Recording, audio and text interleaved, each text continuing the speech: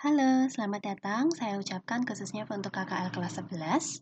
Berikut ini adalah video tutorial untuk materi pembelajaran online untuk hari Rabu 18 Maret 2020. Matematika peminatan kelas 11 bab polinomial atau suku banyak. Mari kita masuk ke materi yang akan kita pelajari hari ini.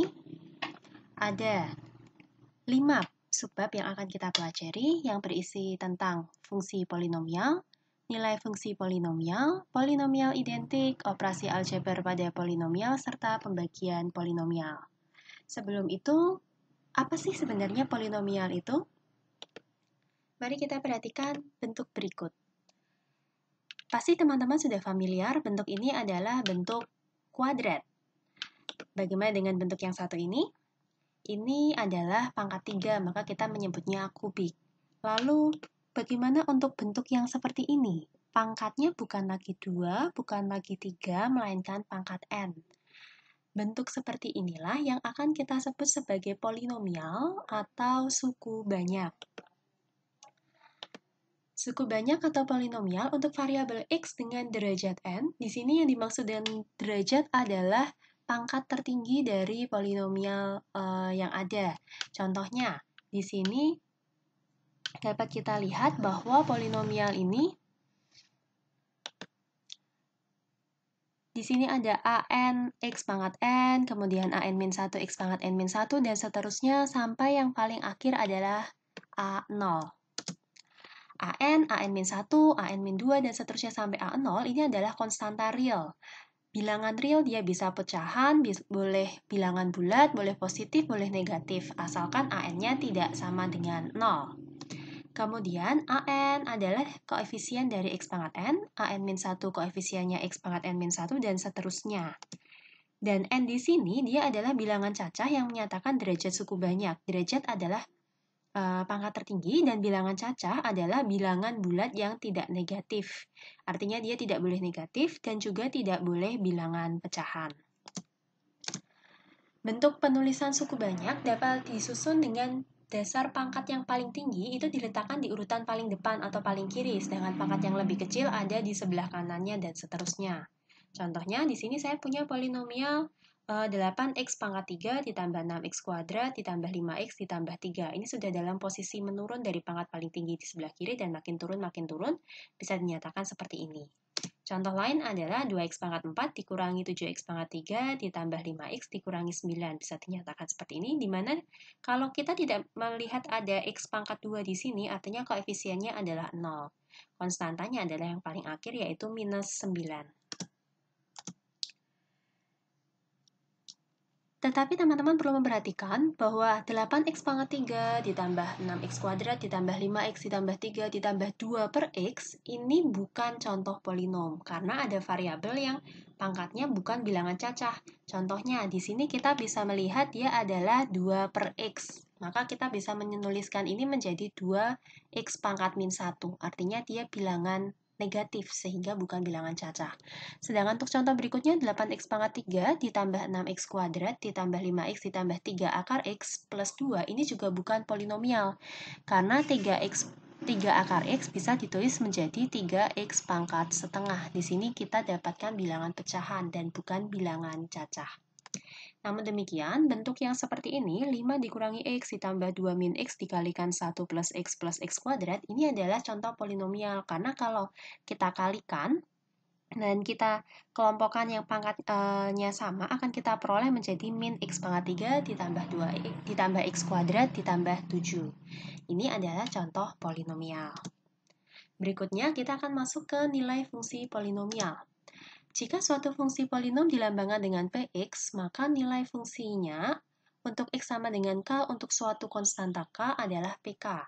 Kita bisa langsung mensubstitusi. Contohnya, kalau saya punya px-nya adalah 2x pangkat 3 ditambah 4x kuadrat dikurangi 3x ditambah 2, maka kalau kita ingin mencari nilai dari P5, kita tinggal ganti x-nya dengan 5. Kan kita dapatkan hasilnya adalah 337.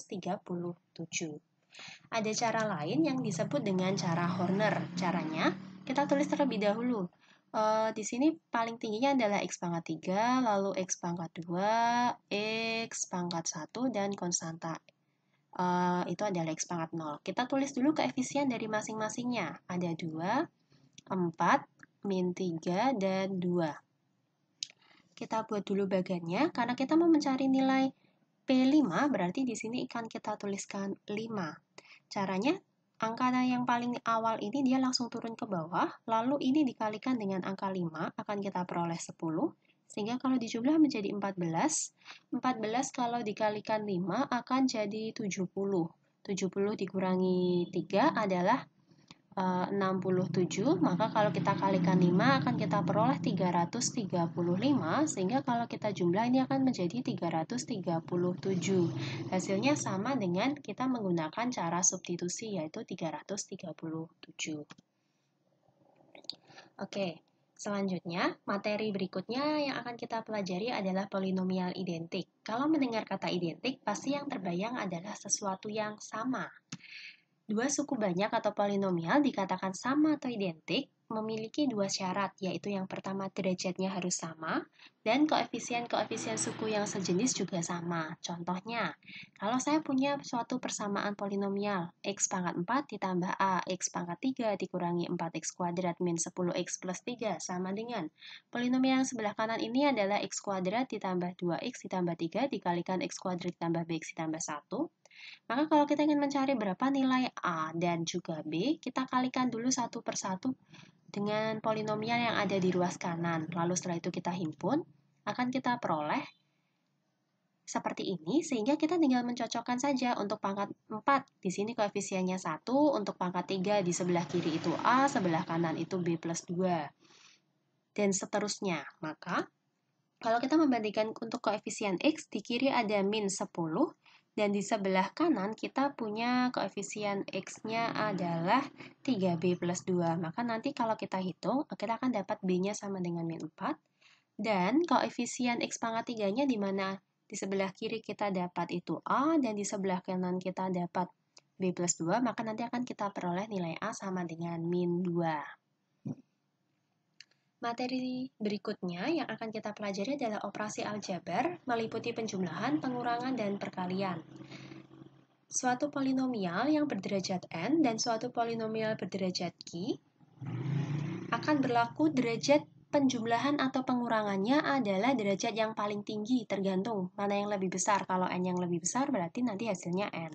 Kalau yang lebih besar m berarti derajatnya adalah m. Tetapi apabila polinomial ini dikali, maka derajat tertingginya, derajatnya adalah pangkatnya yang sebelah kiri, yang pertama itu n, yang sebelah berikutnya itu n, nanti tinggal dijumlah n ditambah m. Contohnya, kalau kita punya polinomial Px adalah 3x pangkat 4 dikurangi 2x pangkat 3 ditambah 5x kuadrat min 4x plus 3. Dan Qx di sini adalah suatu polinomial berderajat 3 seperti ini. Tentukan berapa nilai Px ditambah Qx dan juga Px min Qx. Maka untuk penjumlahan, kita tinggal jumlahkan saja suku-suku yang sejenis. Akan kita peroleh untuk penjumlahannya hasilnya adalah sebagai berikut. Sedangkan untuk pengurangannya tinggal kita kurangkan masing-masing suku yang sejenis, akan kita peroleh hasil seperti ini. Contoh lain adalah untuk perkaliannya. Kalau kita punya Px-nya berderajat 3 dan Qx-nya berderajat 2, maka menurut derajat perkalian yang tadi sudah kita pelajari, nanti akan kita peroleh hasilnya adalah berderajat 5. Kita tinggal kalikan satu per satu, maka akan diperoleh hasilnya seperti ini. Materi terakhir untuk pertemuan kali ini adalah pembagian polinomial. Di sini saya akan berfokus untuk pembagian yang berbentuk AX plus B, di mana A sama dengan 1. Nanti untuk pertemuan selanjutnya akan kita bahas kalau A-nya bukan 1 atau untuk bentuk-bentuk yang lain. Tentunya saat SD kita pernah belajar yang disebut dengan pembagian bersusun atau orang-orang biasanya menyebutnya porogapit. Di sini kita akan menerapkan cara yang sama untuk pembagian polinomial.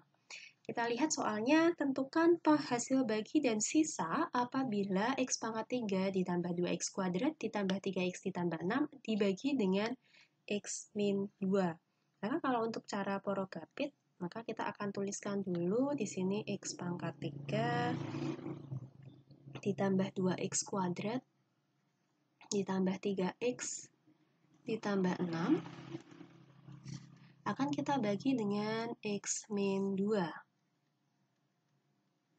Maka kita lihat, di sini X pangkat 3, di sini X. Maka X harus dikali berapa supaya menjadi X pangkat 3? Tentunya dikali dengan X kuadrat. Maka akan kita peroleh, di sini adalah X pangkat 3 dikurangi 2X kuadrat. Kita kalikan X kuadrat dengan ini, lalu setelah itu ini kita kurang biasa. Maka X pangkat 3 akan habis. Untuk koefisien X kuadrat, 2 min 2 akan kita dapatkan 4X kuadrat. Lalu untuk yang pangkat satunya turun, plus 3X. Nah, kita lihat. Di sini X min 2, di sini 4X kuadrat plus 3X. Maka X harus dikali berapa supaya menjadi 4X kuadrat? Hasilnya adalah 4X. Maka 4X kita kalikan, akan kita peroleh ini 4X kuadrat dikurangi 8X. Lalu kita kurangi, akan kita dapatkan hasilnya di sini 11X. Kita tambah 6, maka supaya X menjadi 11X perlu kita kalikan dengan 11. Sehingga dapat kita peroleh 11X dikurangi 22. Di sini kita peroleh sisanya adalah 28. Nah, dari sini kita dapatkan hasil bagi itu adalah yang sebelah atas, yaitu adalah X kuadrat ditambah 4X ditambah 11. Sedangkan sisa dari pembagian adalah 28.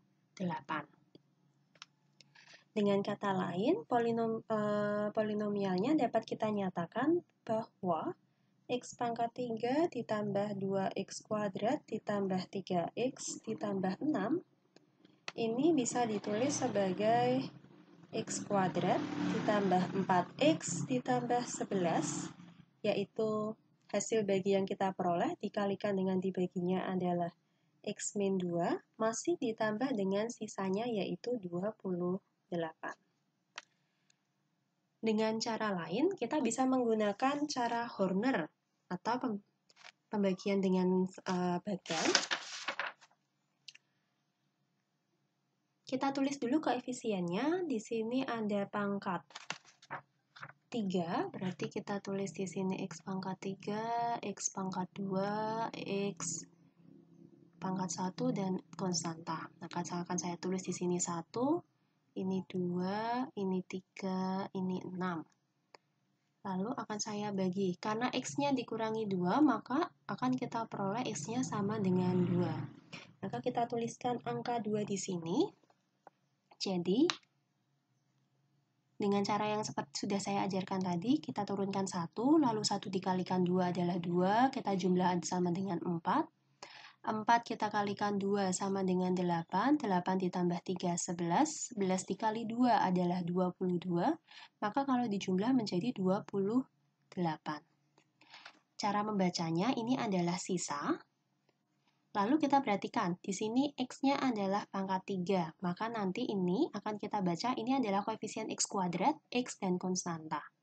Atau sebenarnya paling gampangnya yang sebelah kiri dari sisa ini adalah konstanta, lalu X pangkat bertambah 1 pangkatnya. Sehingga akan kita peroleh hasil baginya adalah X kuadrat ditambah 4X dikurangi 11 dengan sisa 28. Sama dengan hasil yang kita peroleh dengan pembagian bersusun. Oke, sekian materi untuk hari ini. Terima kasih. Jangan lupa KKN untuk mengerjakan tugas yang sudah saya upload di Classroom, di Google Classroom.